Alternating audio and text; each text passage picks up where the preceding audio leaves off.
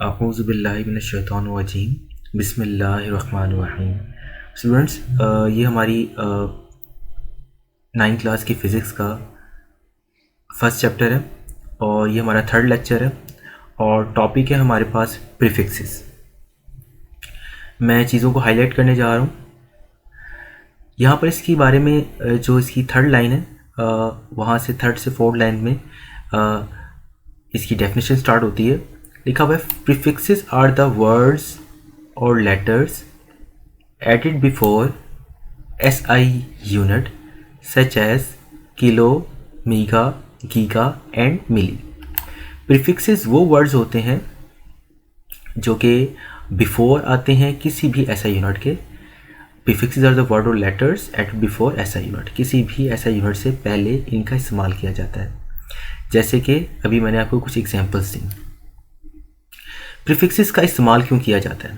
Students, basically हमारे पास इसकी कुछ एग्जांपल्स हैं, पहले उनको डिस्कस कर लेते हैं। लिखा हुआ है, for example divide 20,000 gram by 1000 to express into kilogram since kilo represented 10 power 3 और 1000। स्टूडेंट, बेसिकली होता यह है कि हमारे पास कुछ वैल्यूज़ इस तरह की आ जाती हैं बाज़ औक़ात जिनमें ज़ीरोज़ का इस्तेमाल बहुत ज़्यादा होता है, जिनमें 1 के बाद बेसिकली 6 ज़ीरो इस्तेमाल हो रहे हैं, 10 ज़ीरोज़ इस्तेमाल हो रहे हैं, 4 ज़ीरो इस्तेमाल हो रहे हैं, 6 ज़ीरोज़ इस्तेमाल हो रहे हैं। इन ज़ीरोज़ का बहुत ज़्यादा कैलकुलेशन में आ जाने से हमारी कैलकुलेशन कहीं ना कहीं इफ़ेक्ट हो सकती है। उनमें कुछ 1 ज़ीरो एक्स्ट्रा ऐड हो जाए या 1 ज़ीरो कम ऐड हो जाए, जिसकी वजह से हमारी कैलकुलेशन में बहुत ज़्यादा इफ़ेक्ट होता है, हमारी कैलकुलेशन ख़राब हो सकती है, उसमें एरर आ सकता है। तो प्रीफिक्सेस का इस्तेमाल इसलिए किया जाता है। प्रीफिक्सेस में हम वैल्यू को 10 की पावर में लिखते हैं, जिससे हमारी कैलकुलेशन में थोड़ी बहुत कहीं ना कहीं एक्यूरेसी आ जाती है।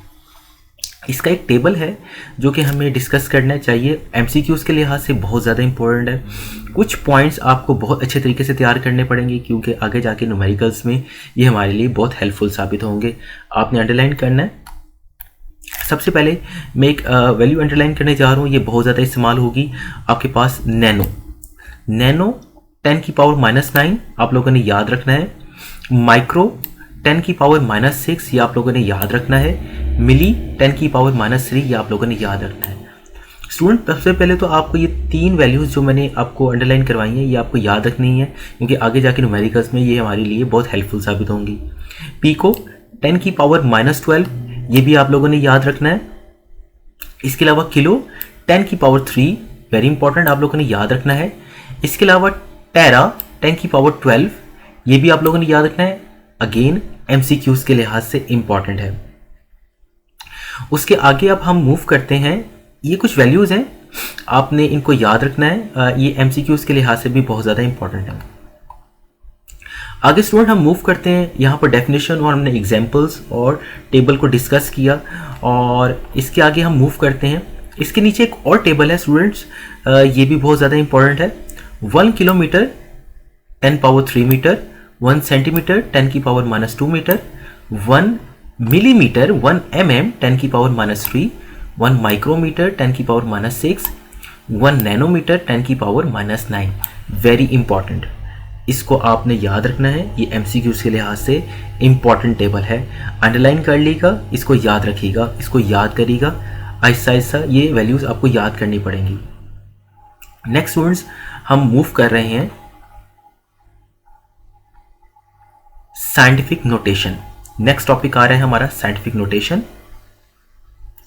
इसके लिए स्टूडेंट्स आपको याद रखना पड़ेगा कि हम मूव कर रहे हैं। ये हमारी बुक जो है इसके हम पेज पे हैं 8 पेज पर, और उस पे पहले से अंडरलाइन हुई हुई है बुक के अंदर।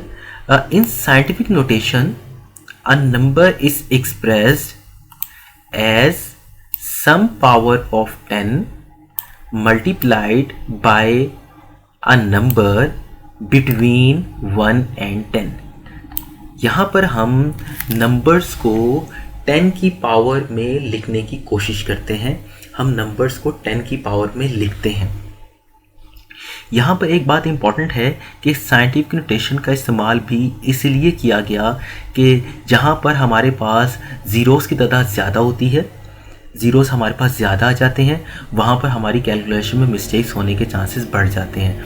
तो हम वैल्यूज़ को 10 की पावर में लिखते हैं। वैल्यूज़ को 10 की पावर में लिखने से हमें बहुत ज़्यादा फ़ायदा होता है।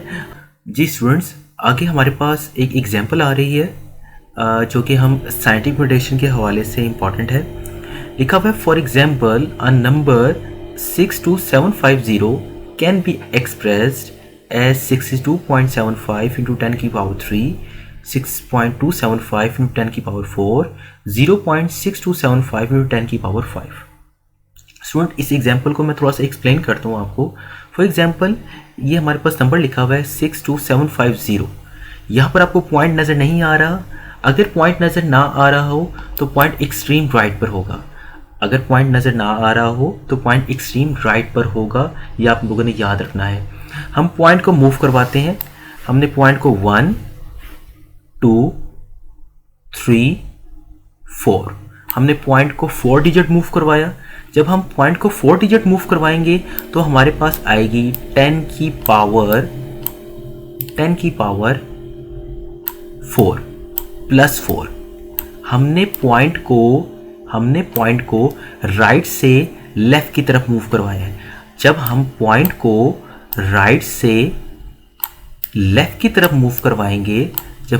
को राइट से लेफ्ट की तरफ मूव करवाएंगे तो 10 की पावर हमारे पास आएगी प्लस में।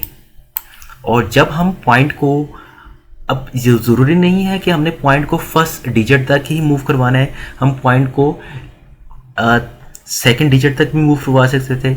अगर हम पॉइंट को थर्ड डिजिट तक भी मूव करवा सकते थे।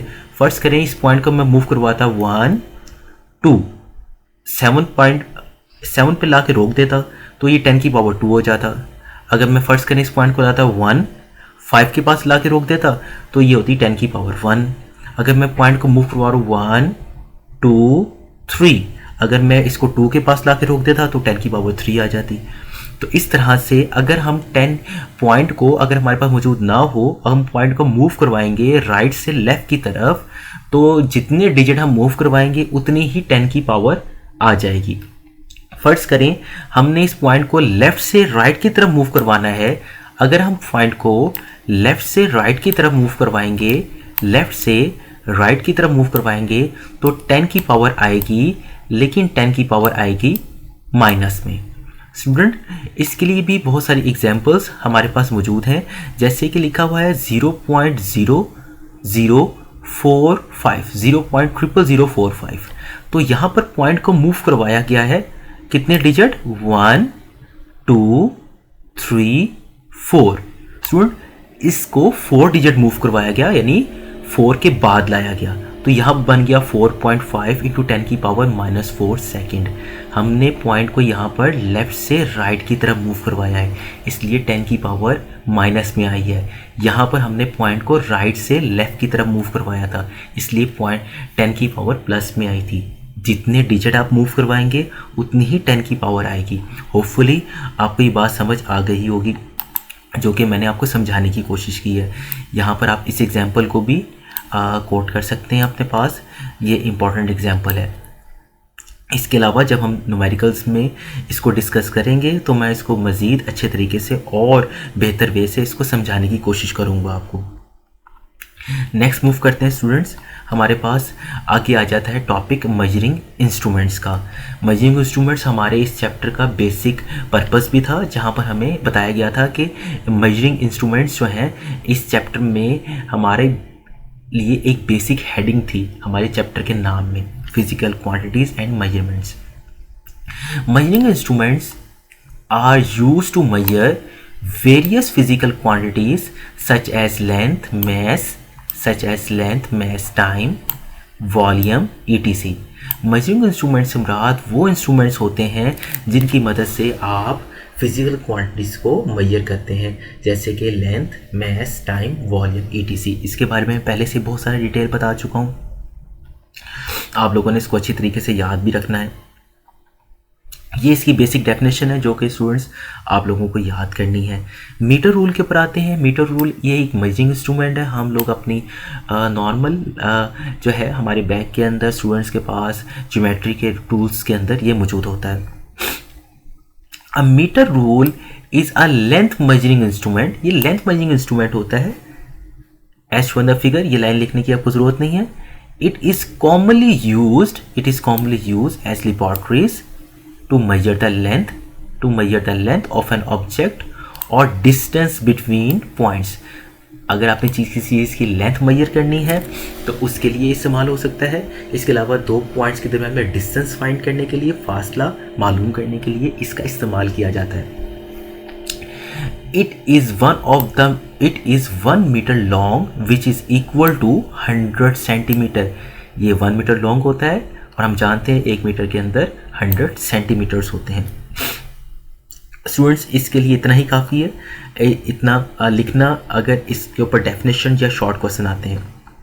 मेजरिंग टेप हमारे पास नेक्स्ट टॉपिक आ जाता है। ये भी एक टूल है जो कि हमारे कारपेंटर्स, ब्लैकस्मिथ और बहुत सारे जो हैं लेबर्स इसका इस्तेमाल करते हैं। Measuring tapes are used to measure the length in metre and centimetres. इसके ज़रिए हम लेंथ मेजर कर सकते हैं मीटर्स में और सेंटीमीटर्स के अंदर। इसके अलावा a measuring tape consist of a thin long strip of cotton, metal और plastic, generally 10 mm, 20 mm, 50 mm और 100 मीटर लॉन्ग। ये मार्केट के अंदर डिफरेंट साइजेस की अवेलेबल हैं। डिपेंड करता है कि आपका वर्क किस तरह का है।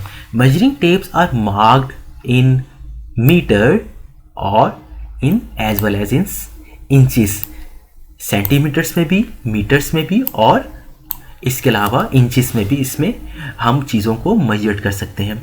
इसका इस्तेमाल बहुत ज़्यादा है और हमारे प्रैक्टिकल लाइफ में भी और नॉर्मल लाइफ में भी इसका इस्तेमाल किया जाता है। इसके अलावा स्टूडेंट्स हम यहाँ पर जो है चीज़ों को जो है हम वाइंड अप करने जा रहे हैं। एक छोटी सी और डेफिनेशन जो कि हम लोगों ने वर्नियर कैलिपर के हवाले से है। इसका एक छोटा सा एक कॉन्सेप्ट है जो कि मैं देने जा रहा हूँ। इसके बारे में नेक्स्ट लेक्चर में हम इसके बारे में डिटेल पढ़ेंगे। ये वर्नियर कैलिपर क्या है? वर्नियर कैलिपर एक ऐसा टूल है जिसकी मदद से हम क्या करते हैं, हम चीज़ों की internal length, internal diameter find कर सकते हैं और इसके ज़रिए बहुत एक्यूरेसी के साथ हम चीज़ों को मेजर कर सकते हैं। उनकी अंदरूनी गहराई, उनकी लेंथ, उनका डायमीटर फाइंड करने के लिए एक बहुत बेहतरीन टूल है।